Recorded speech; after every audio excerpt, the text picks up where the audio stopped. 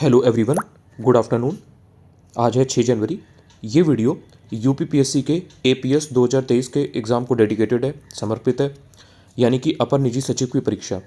ये कल 7 जनवरी को होने वाली है 2024 को। कुछ ऐसी बातें जो आपको ध्यान रखनी है, काफ़ी इंपॉर्टेंट है आपके लिए, उनको मैं इस वीडियो में शेयर करूँगा। जितने भी एपीएस वाले कैंडिडेट्स हैं या जितने भी लोग पेपर देने जाएंगे एपीएस का, चाहे वो एपीएस के कोर हो ना हो, चाहे वो सिर्फ आर या यूपीपीएससी का करे हो, उन्होंने प्रैक्टिस के लिए एपीएस का फॉर्म फिल कराओ, उन सभी के लिए ये कुछ बातें इंपॉर्टेंट हैं, ध्यान से देखिएगा।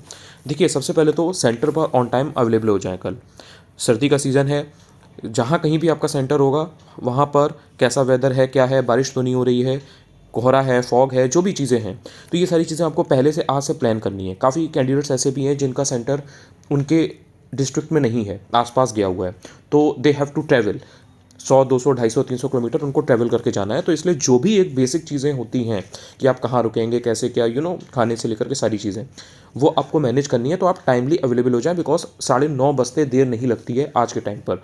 ये जो इधर जनवरी का समय चल रहा है, बहुत जल्दी समय बीतता है, इसलिए आपको ये सारी चीज़ें पहले से प्लान कर लेना है, जो भी बेसिक है।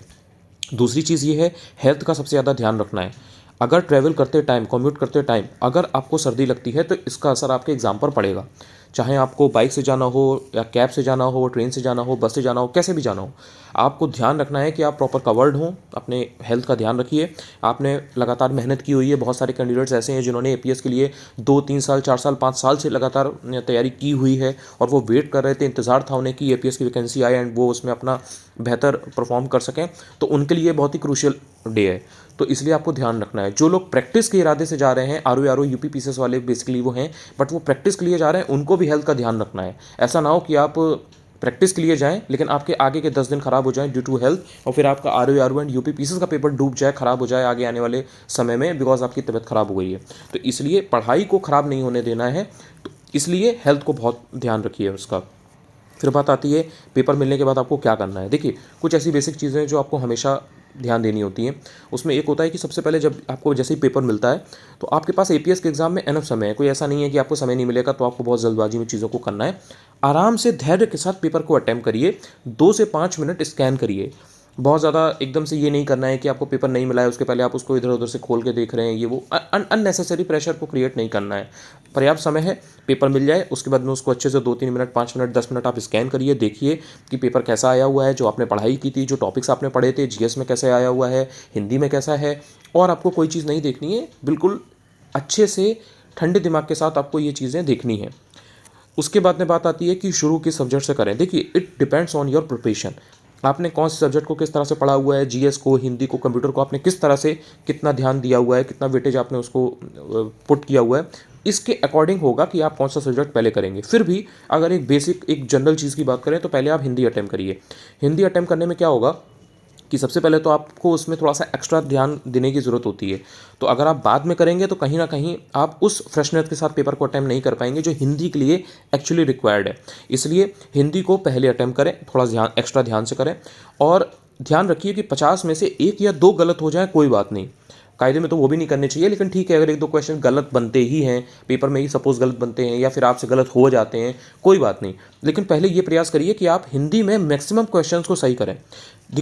आपको ये चीज़ ध्यान रखनी है कि जो आर या यूपीपीसीएस के लिए लगा हुआ है वो हिंदी लगातार पढ़ रहा है, तो हिंदी हर कोई सही करेगा, जो एपीएस वाले हैं वो भी सही करने वाले हैं। इसलिए हिंदी एक ऐसी चीज़ है जिसमें आप गलत करना अफोर्ड नहीं कर सकते। इसके अलावा आर के लिए आपने हॉलिडे को हिंदी आपने हिंदी को बहुत अच्छे से पढ़ रखा है, तो इसलिए ये आपका एक स्ट्रॉन्ग पॉइंट होना चाहिए। नंबर स्कोर करना यहाँ पर आसान है, इसमें गलतियाँ और लोग करेंगे नहीं, तो इसलिए यहाँ पर आप गलती करके बाकी लोगों से पीछे हो सकते हैं। इसलिए अगर आपको उनके बराबर आना है या उनसे आगे निकलना है तो हिंदी में मैक्सिमम नंबर गेन करिए। देन बात आती है कंप्यूटर की। देखिए, जो सेकंड मोस्ट स्कोरिंग सेक्शन है जो आपको अटेम्प्ट करना चाहिए वो वैसे कंप्यूटर है। क्यों? क्योंकि इसमें जो रियल कैंडिडेट्स हैं, जो एपीएस वाले प्रॉपर हैं, उनकी कंप्यूटर की नॉलेज बहुत अच्छी होती है, चाहे वो प्रैक्टिकल नॉलेज की बात हो, चाहे वो जो बुकिश नॉलेज की बात हो वो हो। तो इसलिए वो इसमें अच्छा स्कोर करने वाले हैं। वो 45 के अराउंड स्कोर इसमें करेंगे ही करेंगे। 2-3 क्वेश्चन गलत हो जाएंगे या उनको उस टाइम पर उसके आंसर्स नहीं पता होंगे, वो एक अलग बात है, लेकिन 45 के अराउंड वो लोग स्कोर करेंगे, वो कॉन्फिडेंट होते हैं। यहाँ पर कम ज़्यादा का जो डिफरेंस है ना वो बहुत क्रिएट होने वाला है।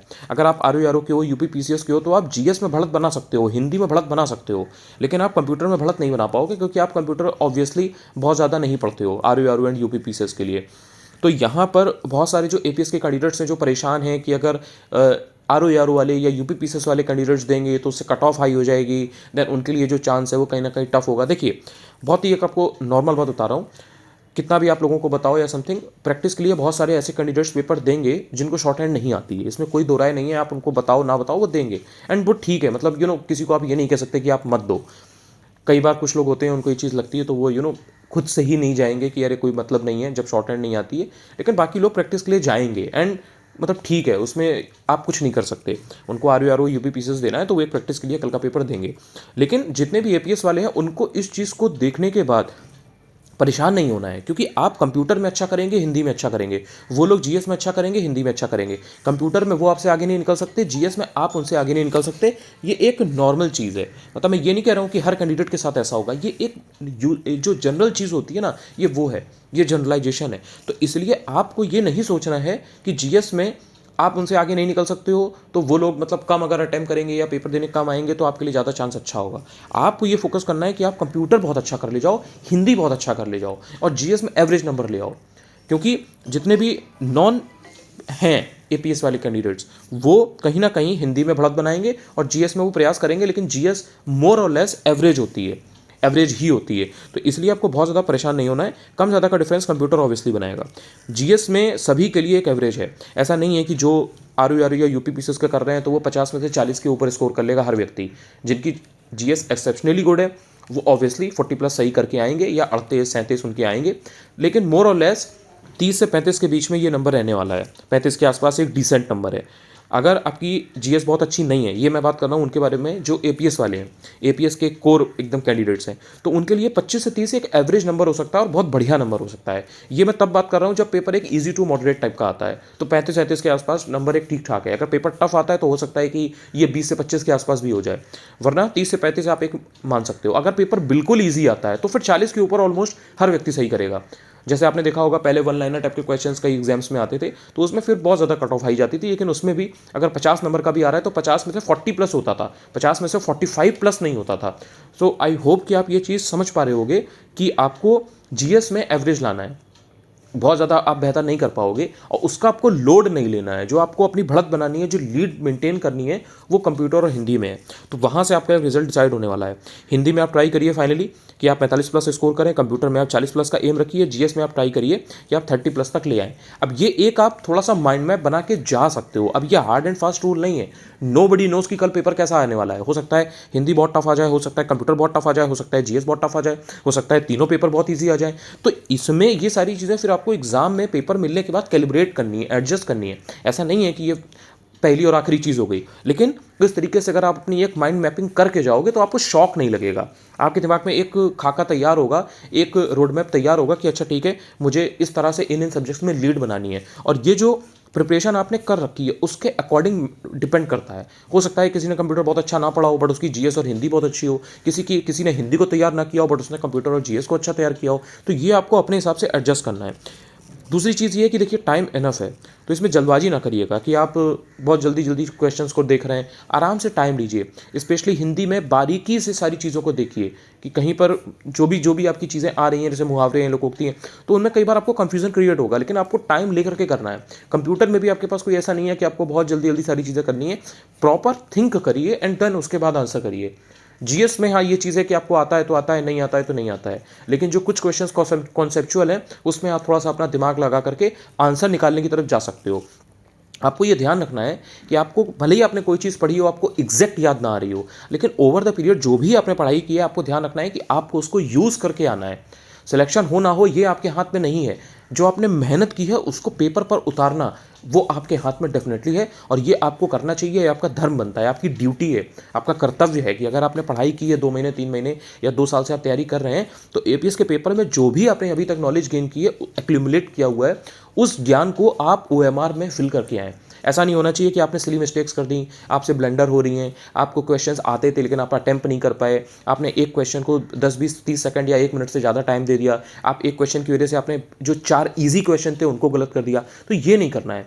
पेपर मिलने के बाद में ईजी टू मॉडरेट टाइप के जितने क्वेश्चन हैं उनको पहले आप सही करके रख लो।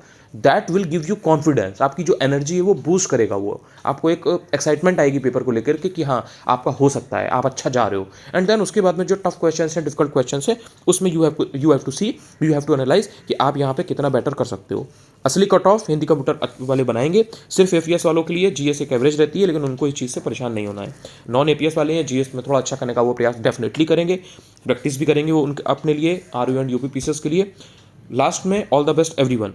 ऊपर वाले पर भरोसा रखें, उसके बिना इस धरती पर पत्ता भी नहीं हिलता।